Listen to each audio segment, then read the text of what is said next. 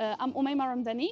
I'm from Morocco. I'm doing a PhD work on Morocco's migration policy in the university, in Mohammed's 5 University in Rabat. And I'm a law researcher and doctoral student.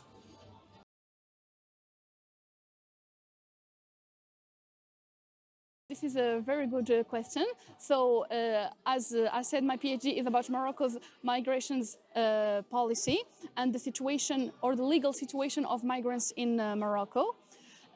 So, human rights takes a big part of my work since my master. I used to work a lot on humanitarian diplomacy and human rights diplomacy and how states use those diplomatical tools in order to promote human rights.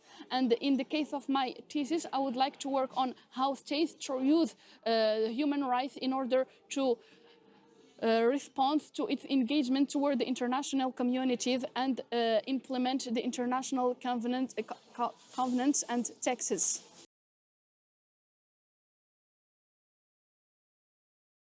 Well, I think it's a very important topic, mainly with what we are noticing and witnessing happening in Europe lately with the increase of nationalism and the populism discourse that are trying to present a more anti-migration discourse.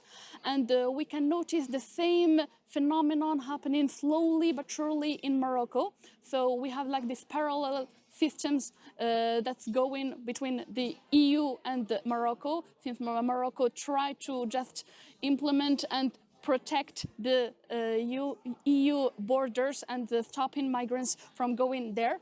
And Morocco slowly transitioning from transit countries to an immigration countries where people are stuck there and have just to live there. So Morocco tried to, through legal and political tools, to implement some regulations for those migrations. What it does, but partially, but unfortunately it's not enough to ensure the human rights for those minority groups and mainly the illegal or undocumented migrants.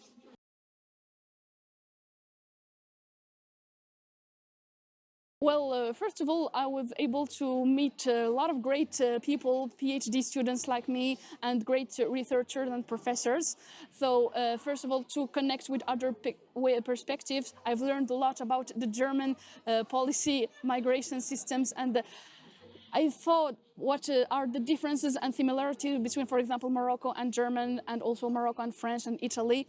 So, to have this comparative analyze is very interesting itself, and to see what can be done as a Moroccan in my home country to improve the situations, and maybe taking some examples here and there from the European experience with migrations, even though it's not apparently the best from what I've heard, but at least we have some very interesting perspectives for healthcare, for laborers that are not quite there yet in Morocco, because we are still a developing countries and we don't have the means and the financial resources in order to ensure these human rights for everyone.